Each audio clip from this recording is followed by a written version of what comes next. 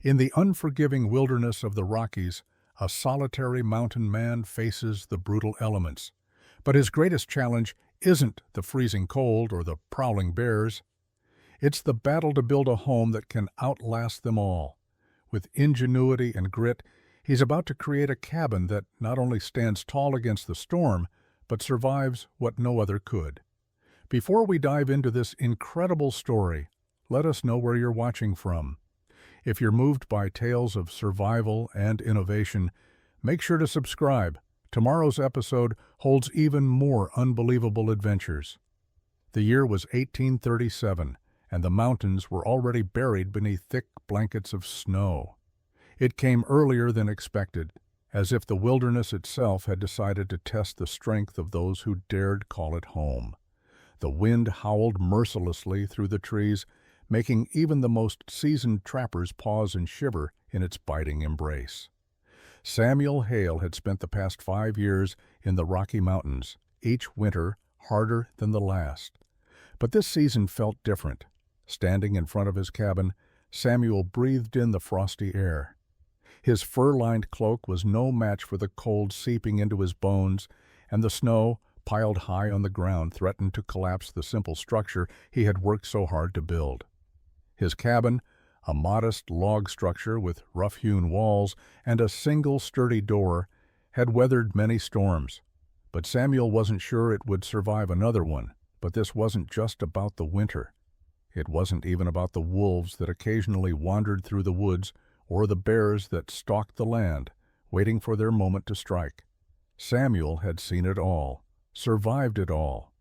No, the real problem was much more personal and much more immediate. He watched the smoke rise from the chimney and wondered if his cabin would hold through the coming weeks.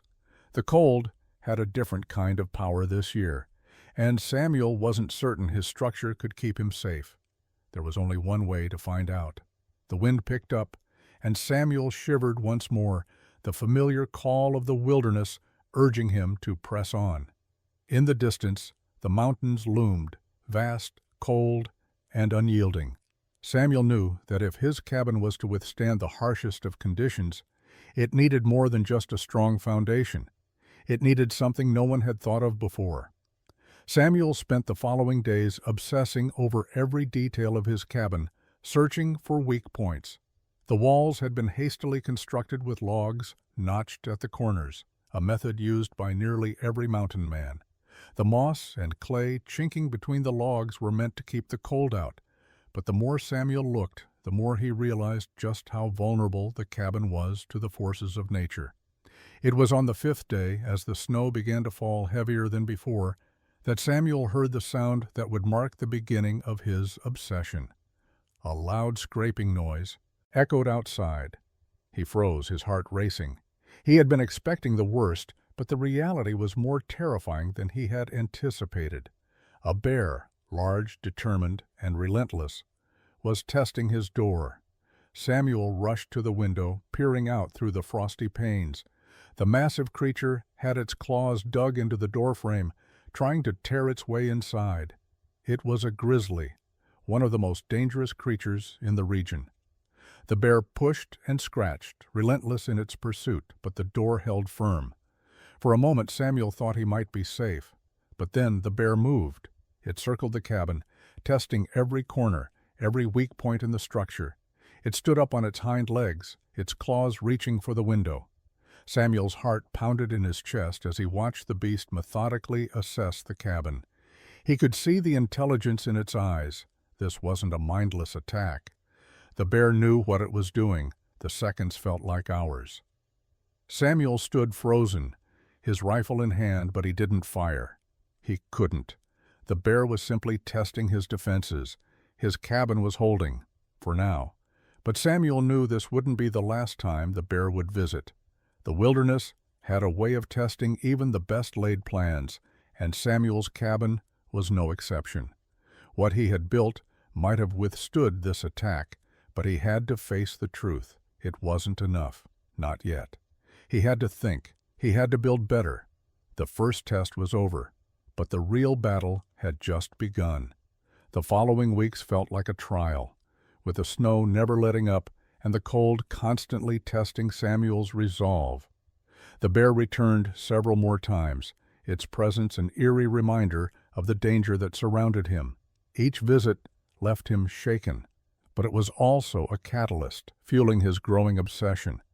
The walls of his cabin seemed frail against the massive force of the grizzly, and Samuel could no longer ignore the fact that his life was precariously dependent on something so fragile. The realization hit him hard one night while he sat by the fire, the warmth barely reaching the far corners of the cabin. The logs were thick enough to block the worst of the wind, but Samuel had begun to notice the subtle draft creeping through the gaps. He stared at the fire, the flames dancing like the uncertainty in his mind. He could hear the storm howling outside and the sounds of the wilderness pressing in on him. He needed to do something more than patch the gaps in his cabin. The bear wasn't the only threat. The wilds of the Rockies were ruthless, and the cabin had to be more than just a shelter. It needed to be a fortress, but what would make it strong enough to withstand the weight of the wilderness, both natural and man-made? Samuel's thoughts wandered back to the days he spent in St. Louis selling his furs. He had studied buildings in the city, observing how the stone foundations interlocked and how the walls were reinforced with intricate methods he had never seen before. Those buildings stood solid against the elements. They withstood the passage of time. The more he thought about it, the more he realized that the key wasn't just about the materials, it was about how they were used. He spent hours that night thinking, planning, and sketching rough designs in his mind.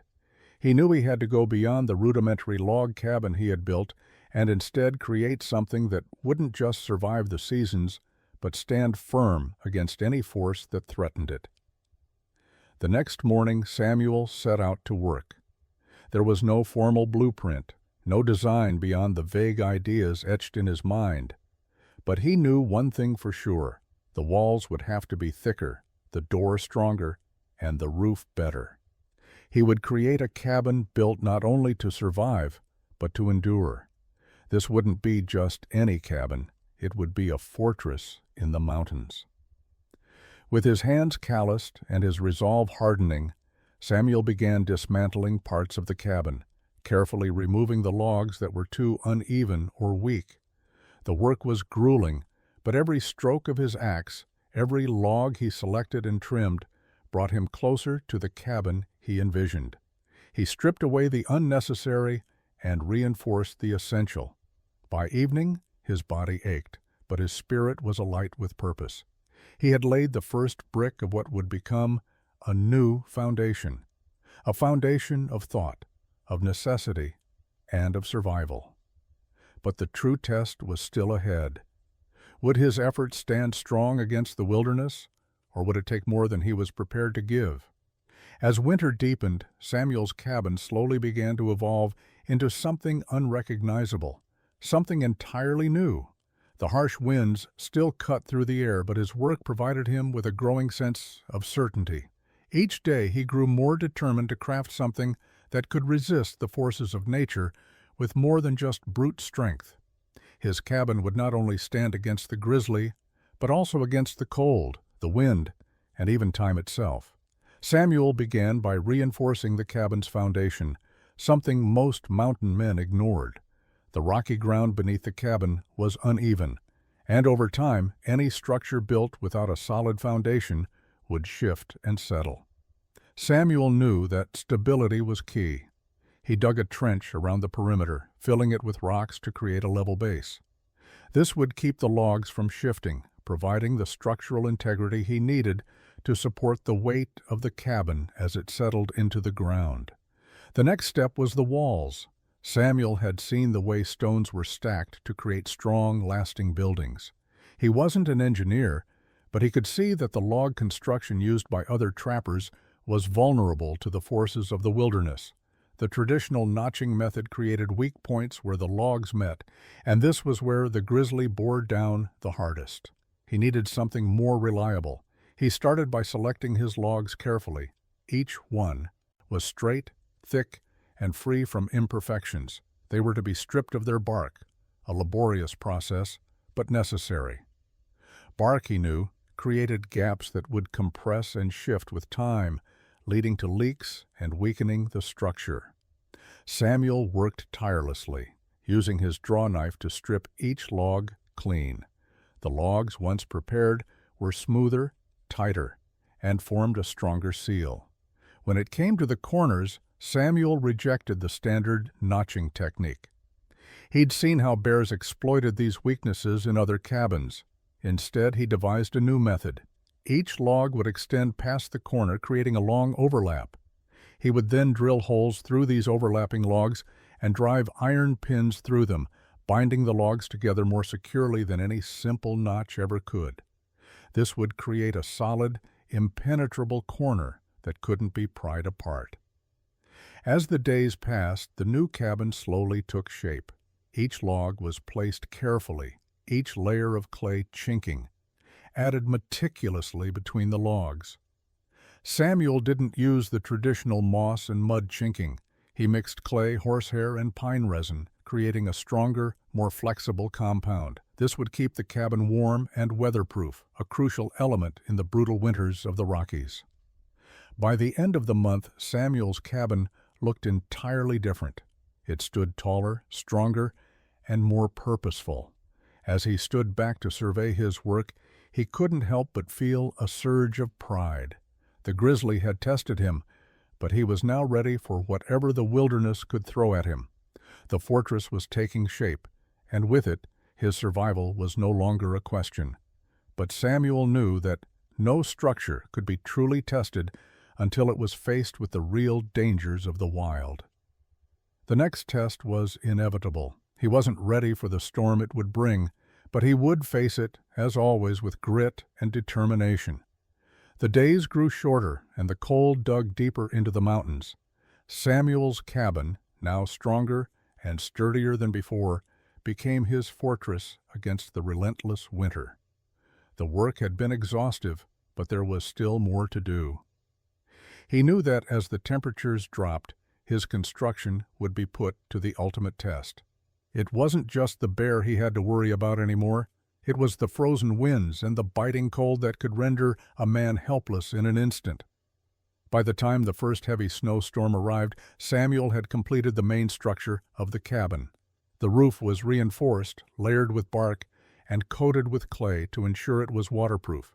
The chimney had been carefully built with flat stones, each one set in place to prevent the smoke from escaping into the cabin, keeping the inside warm and dry.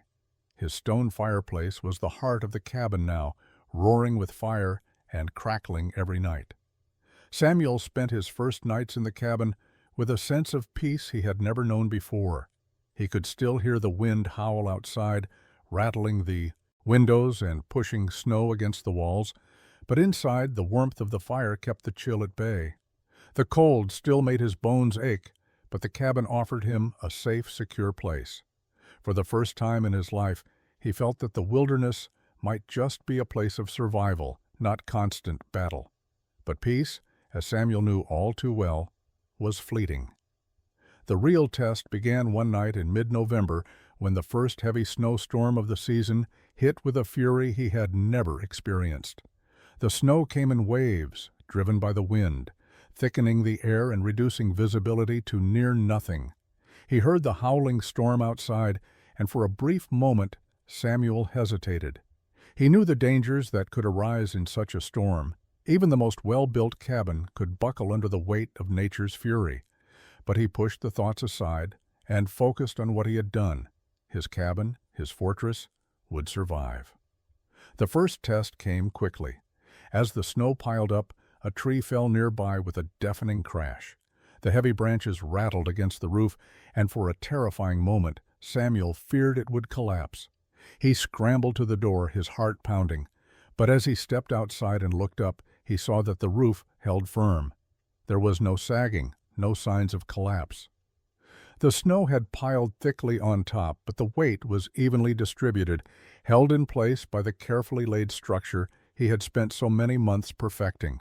Inside the cabin, the fire crackled warmly, and Samuel realized with a deep breath that his work had paid off. The roof, the walls, the fire, they all held. The storm raged on for days, but Samuel knew he was safe. As the snow piled higher and higher, the world outside became a blanket of white. He was insulated, both physically and mentally, from the cold that would have claimed his life years ago. The true test of survival, Samuel realized, was not just enduring the immediate dangers, but also the quiet isolation that would set in over time. The storm continued its assault for days, but Samuel remained inside, protected by his fortress. He had built more than just a cabin. He had created a home, a refuge, in the heart of the wilderness. Samuel spent most of the winter quietly, tending to his traps and working on small improvements to the cabin. He had become adept at his new routine. Each day was filled with purpose. Check the trap lines, bring back firewood, maintain the cabin's integrity. Despite the harshness of the environment, life had begun to settle into a rhythm. But Samuel was keenly aware that the wilderness was never truly tamed. Even in this fortress, there was always the possibility of something unforeseen. One chilly morning in late December, the quiet was shattered by a knock at the door. The sound was faint at first, almost unnoticeable, but it was there, persistent. Samuel paused, his hand frozen mid-motion as he chopped firewood. No one came through these parts unless they had reason. Most of the mountain men preferred solitude, and the thought of an intruder made his instincts flare. He stood still, listening carefully. Another knock, louder this time. Samuel grabbed his rifle, moving quietly toward the door. There was no sign of danger outside, but he remained cautious. The last thing he needed was a band of hostile men, or worse, something else that had come to test his defenses. As he peered through the narrow gun port, he saw the silhouette of a man, tall, bundled in furs, and clearly exhausted. Samuel hesitated for a moment, the rifle still in his hands. The wilderness had a way of testing men's resolve, and this could be a trap. But the man outside looked harmless enough, and there was something in the way he stood that suggested he wasn't a threat. After a few moments, Samuel made his decision. He opened the door just wide enough to peer out, keeping his rifle at the ready. "You lost, stranger." Samuel's voice was low, gruff, from months of solitude. The man, his face frozen in exhaustion, nodded weakly. "Aye, lost and looking for shelter. Storm's been a beast, and I've run out of food." His eyes flicked nervously to the rifle in Samuel's hands, but he didn't make a move. Samuel studied the man, weighing the risks. The storm had been fierce, and anyone wandering these mountains in such conditions would be in danger. Still, he had his own security to think about. He lowered the rifle just slightly and nodded for the man to enter.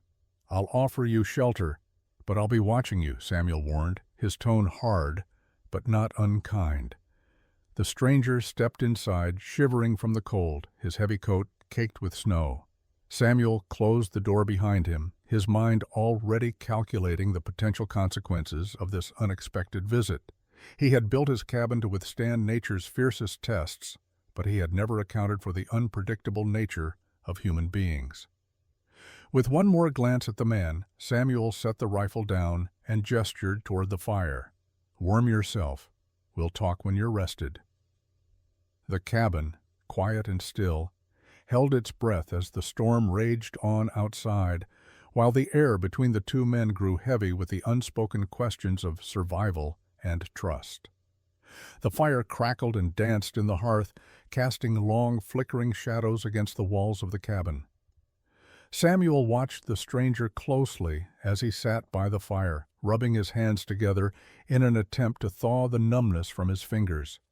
The man's eyes were tired, sunken, and his movements had the slow, deliberate quality of someone who had been pushed beyond their limits. He had the look of a man who had wandered too far, too long, and wasn't sure if he'd make it back. Samuel kept his distance, his hands folded across his chest. He wasn't the kind of man who trusted easily, and while the stranger had offered no immediate threat, his presence in the cabin raised more questions than answers. Samuel had lived alone for too long to ignore the instincts that came with such isolation.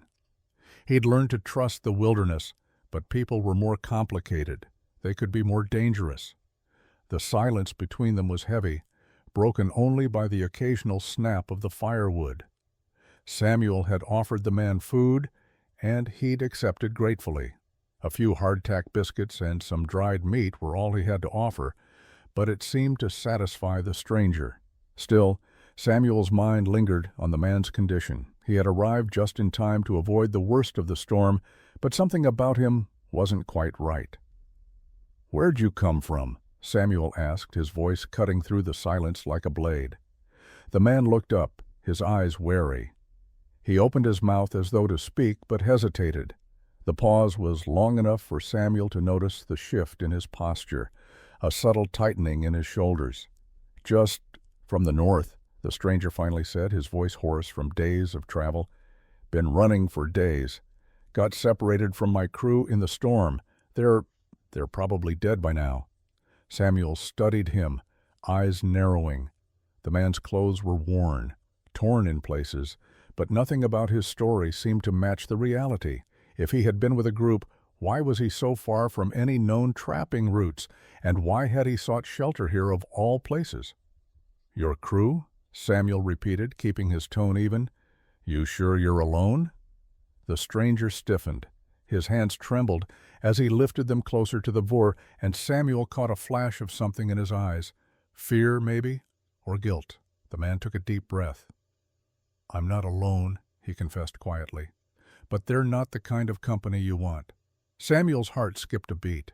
The woods had been dangerous for years, and he had heard rumors of men who had turned savage, living off what they could steal from others or hunt.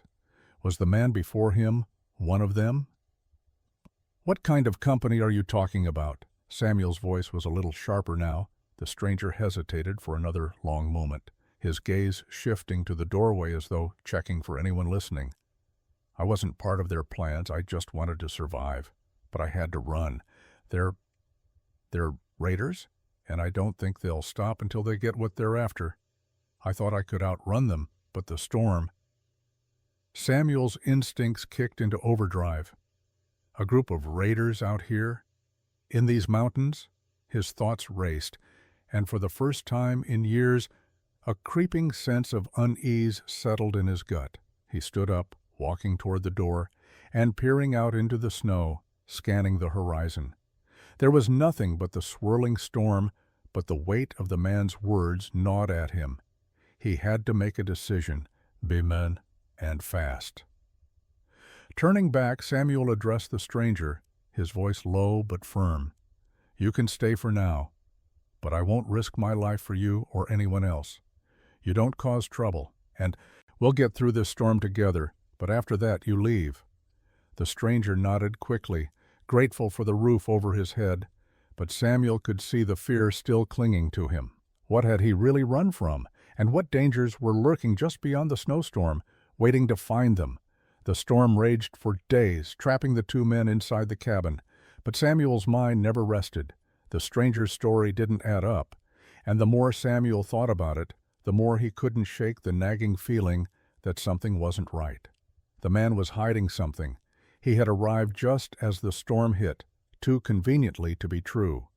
And the mention of raiders, that was a detail Samuel couldn't ignore. Out here, men lived by their wits and their ability to survive, but raiders were a different breed entirely. As the storm subsided, Samuel couldn't keep himself from staring out the window, his gaze scanning the snow-covered landscape. It was hard to tell where the wilderness ended and the dangers began. He couldn't afford to let his guard down, not with what the stranger had said, and certainly not with the possibility of more trouble lurking in the cold. The following morning, as the snow began to let up, Samuel decided it was time to venture out. The air was still crisp, the kind of cold that made your breath freeze before it could leave your mouth. He grabbed his rifle and a bundle of supplies, turning to the stranger, who was already stirring near the fire. "I'm heading out to check the trap lines," Samuel said curtly. "Stay here. Don't make a sound. If anyone comes, keep your head down." The stranger nodded, a mixture of gratitude and unease flashing across his face. Samuel couldn't help but wonder if the man was playing a role, a victim of circumstance, or something more. Samuel left the cabin with a careful glance over his shoulder, moving cautiously through the deep snow. His traps were a few miles out, but every step he took felt heavier, as if the weight of the unknown was pressing down on him. The wilderness was vast, and it could be deadly, but Samuel had learned its ways. What he didn't understand, though, was the man in his cabin, the one who spoke of raiders. Could he be telling the truth? Or was he part of something far darker? He reached his first trap line, checking it with practiced ease, but his mind kept drifting back to the stranger. Could he trust him? Was he truly alone, or was there something more sinister at play? Samuel knew that his solitude, once a source of comfort, was now fraught with uncertainty. Just as Samuel finished his work and started back to the cabin, a strange feeling washed over him. The air had grown eerily still, and he had the distinct sense that he was being watched. He stopped, instinctively reaching for his rifle. His eyes scanned the snow-covered trees and open ground, but there was nothing. Yet the feeling remained, heavy and oppressive. Suddenly, a faint sound reached his ears, the crunch of snow beneath heavy boots. Samuel's heart raced. He wasn't alone. The feeling of being watched lingered as Samuel trudged back toward the cabin, his senses heightened. The snow had settled into a deceptive stillness, but something in the air told him that trouble was close. He gripped his rifle tighter, every step slow and deliberate. The mountains were silent, too silent, and that was when he heard it again. The unmistakable crunch of boots in the snow, not far behind. Samuel's pulse quickened. His breath formed icy clouds in the cold air as he stopped and scanned the forest. His eyes darted from the trees to the trail ahead, trying to catch even the slightest movement.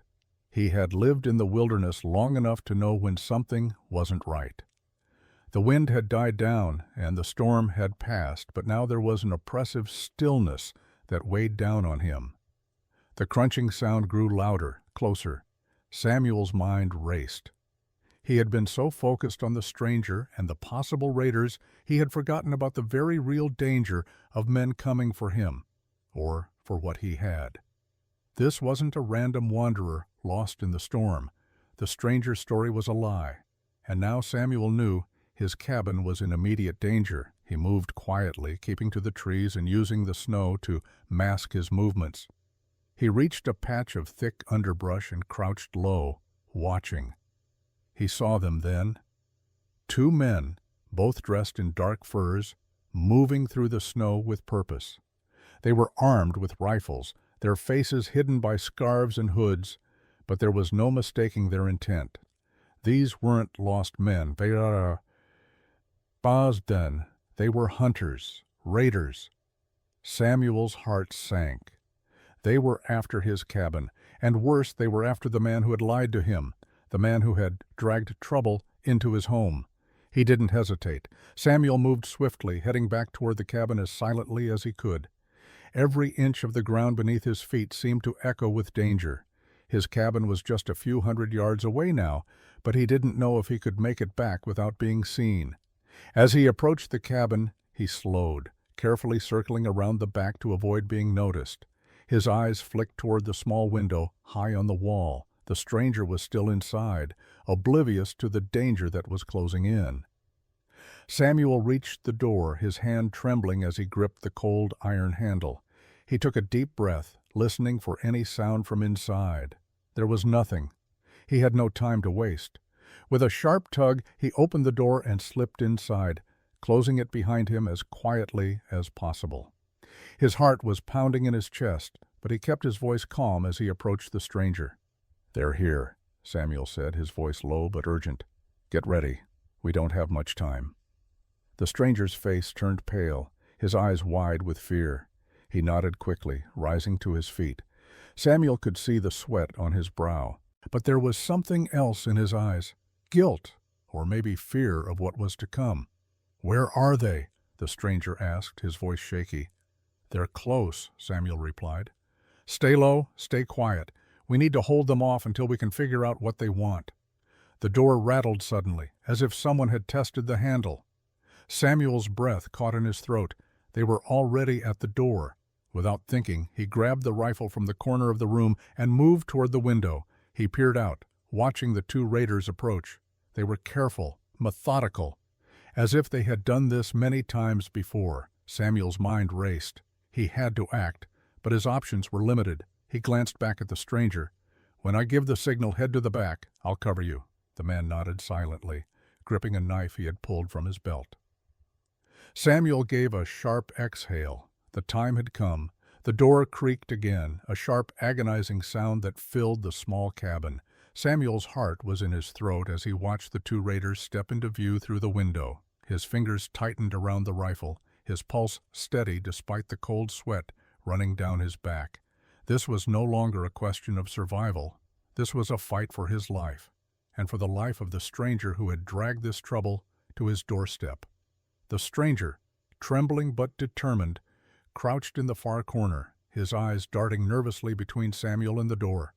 Samuel didn't dare look away from the window. The raiders had reached the cabin's perimeter, methodically searching for weaknesses in the door and the walls.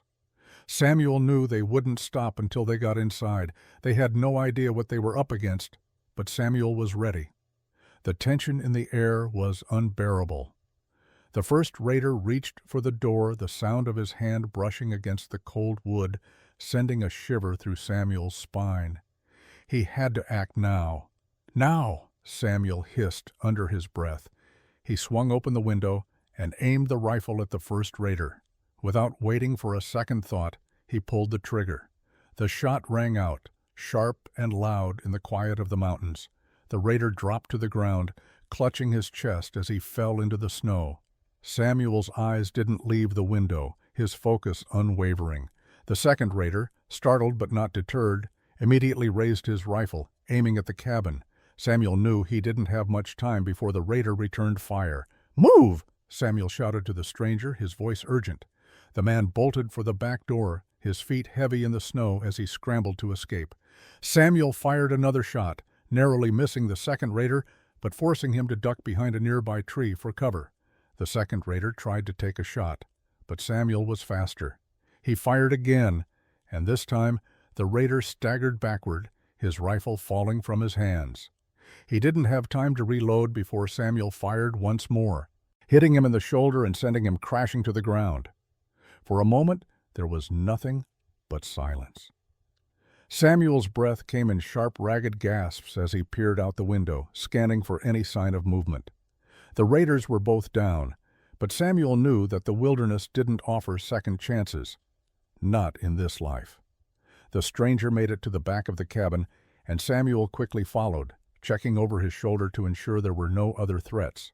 They hadn't been discovered yet, but the storm outside had masked their movements, and the raiders' tracks would soon be visible. Samuel turned to the stranger, his face grim. "We need to move. This place won't stay safe for long." The stranger nodded, his face pale, but resolute. "Where to?" Samuel scanned the horizon, his mind already calculating their next move. "We head north. There's a pass through the mountains. We can make it there before the storm hits again." Together they stepped into the snow, leaving the cabin behind. Samuel's heart still pounded in his chest, but now there was a sense of victory in the air.